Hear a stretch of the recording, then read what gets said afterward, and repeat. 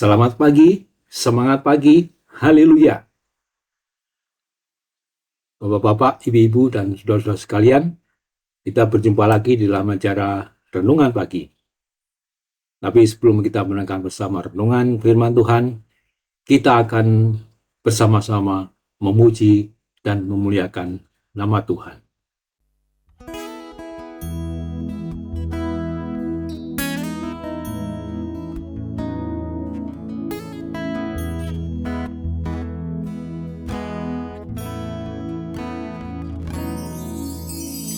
Roh Kudus hadir di sini,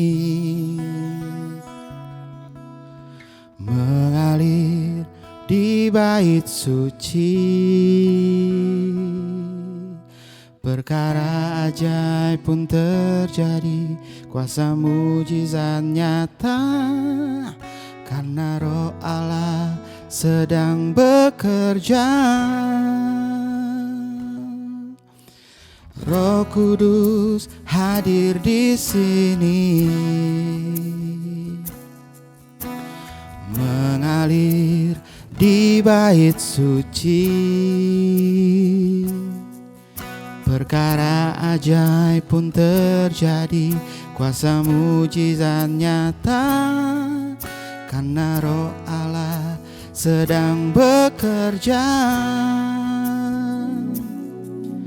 Tiada yang mustahil dan tiada yang sukar, bila Roh Allah turut bekerja.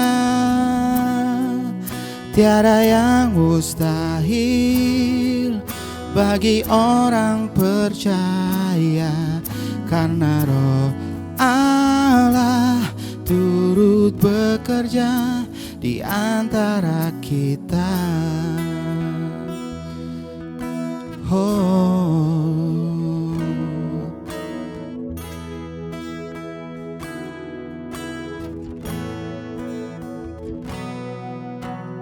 Roh Kudus hadir di sini, mengalir di bait suci. Perkara ajaib pun terjadi, kuasa mujizat nyata, karena Roh Allah sedang bekerja. Tiada yang mustahil dan tiada yang sukar, bila Roh Allah turut bekerja. Tiada yang mustahil bagi orang percaya, karena Roh Allah turut bekerja di antara kita. Tiada yang mustahil dan tiada yang sukar, bila Roh Allah turut bekerja. Tiada yang mustahil bagi orang percaya, karena Roh Allah turut bekerja. Bila Roh Allah turut bekerja,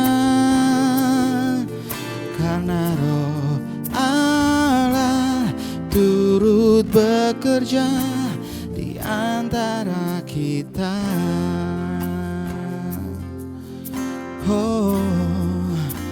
Di antara kita,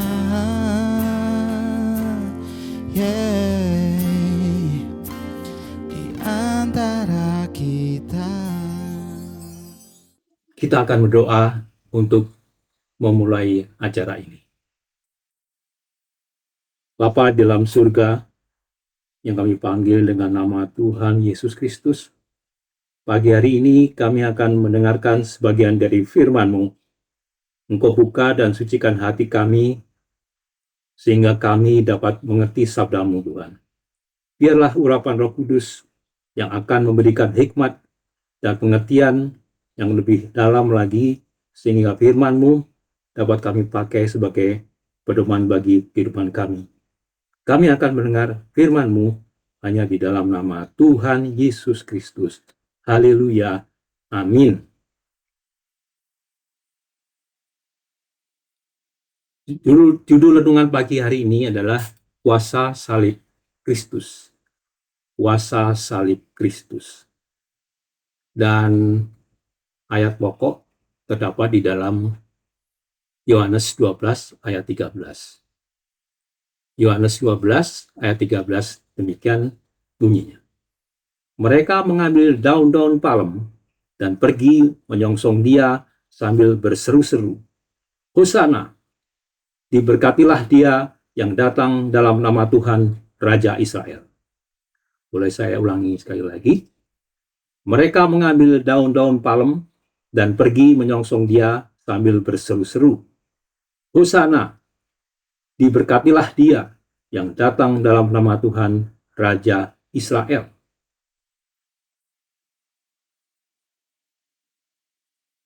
Lima hari sebelum hari raya Paskah, atau sebelum Yesus disalib, Yesus menuju kota Yerusalem dan banyak orang berkerumun menyambut dia dan berseru-seru, Hosana, diberkatilah dia yang datang dalam nama Tuhan, Raja Israel, sambil melambai-lambaikan daun palem.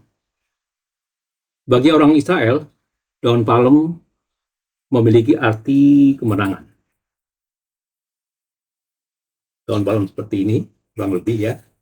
Di dalam zaman penjajahan Romawi, mereka melambai-lambaikan daun palem untuk merayakan kemenangan. Selain itu, ada kebiasaan orang Israel mengalasi jalan dengan daun palem sebagai penghormatan bagi orang yang berkedudukan tinggi pada zaman itu. Bagi orang Kristen, daun palem adalah simbol kemenangan, kedamaian, dan kehidupan kekal. Daun palem menjadi lambang kemenangan Yesus Kristus atas maut. Kata Hosana sering dianggap sebagai suatu pernyataan pujian, seperti kata haleluya. Tapi sebenarnya Hosana adalah suatu permohonan untuk keselamatan. Hosana berarti kami mohon selamatkanlah kami, atau kami mohon bebaskanlah kami. Jadi ketika Yesus memasuki kota Yerusalem, kerumunan orang banyak berseru Hosana. Mereka mengakui Yesus sebagai Mesias. Seruan mereka adalah suatu permohonan keselamatan dan suatu pengakuan bahwa Yesus mampu menyelamatkan. Setelah kejadian itu, beberapa saat sebelum Yesus mati di kayu salib, ada sebuah kejadian penting yang tidak hanya membuktikan bahwa Yesus Kristus mengasihi manusia berdosa, tetapi ia juga berkuasa untuk mengampuni dan menyelamatkan manusia dari hukuman kekal. Seorang penjahat yang juga disalib di sebelah Yesus dalam Lukas 23 ayat 42 berkata, Yesus, ingatlah akan aku apabila engkau datang sebagai raja. Kemudian dalam ayat 43 Yesus menjawab, aku berkata kepadamu, sesungguhnya hari ini juga engkau akan ada bersama-sama dengan aku di dalam Firdaus. Penjahat ini tidak meminta Yesus untuk menyelamatkan dia dari kematian yang semakin mendekat, tetapi justru dia meminta pengampunan dari dosa. Karena untuk bertemu dengan Allah di sorga adalah dengan dikuduskan dari dosa dan disucikan oleh anugerah Allah. Yesus Kristus telah memberikan keselamatan itu melalui kematiannya di kayu salib. Kematian dan kebangkitan Kristus merupakan bukti bahwa Dia adalah Allah yang berkuasa mengampuni dan menyelamatkan manusia yang berdosa. Kebangkitannya juga mengawali lahirnya gereja sebagai duta kerajaan Allah bagi dunia ini.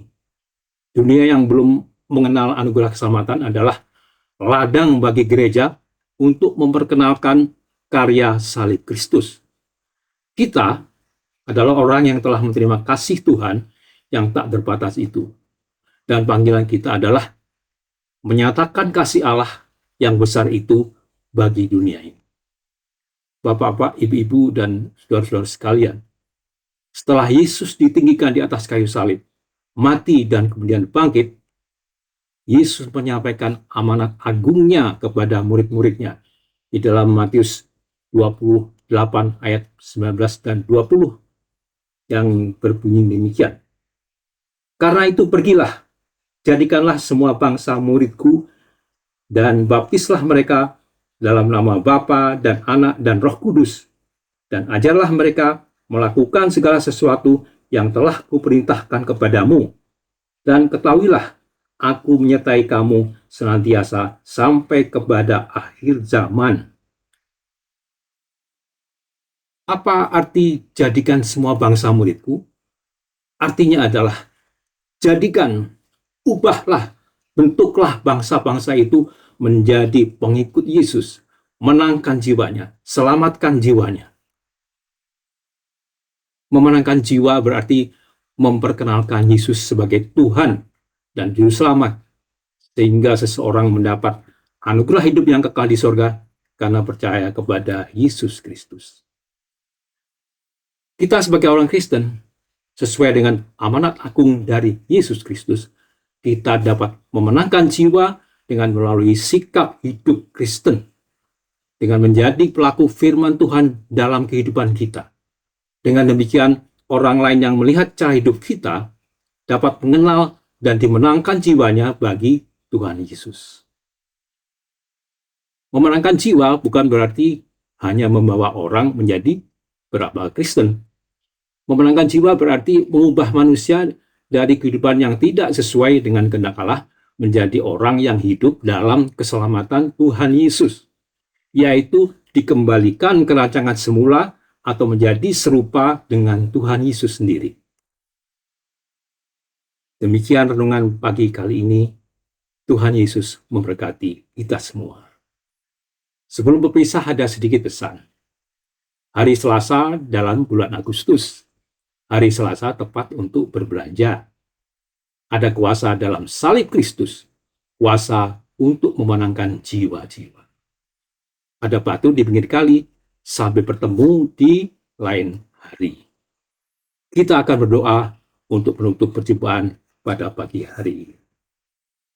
Bapa kami dalam surga, di tempat yang maha tinggi, yang kami sebut dengan nama Tuhan Yesus Kristus, kami telah selesai mendengar sebagian dari firman-Mu, firman-Mu yang telah mengajarkan kepada kami bahwa Yesus disalib adalah jalan untuk menuju ke surga, dan arti amanat agung dari Tuhan Yesus Kristus adalah carilah jiwa, menangkan jiwa. Untuk menang berarti ada perjuangan. Biarlah Roh Kudus yang akan memberikan kekuatan pada kita untuk memenangkan perjuangan itu. Terima kasih Tuhan. Kami berdoa pagi hari ini hanya di dalam nama Tuhan Yesus Kristus. Haleluya. Amin.